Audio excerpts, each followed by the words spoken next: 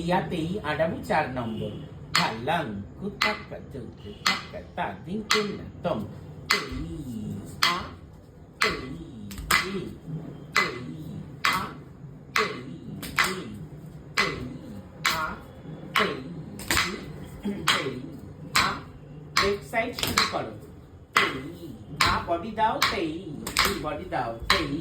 আ তেই ই তেই আ তেই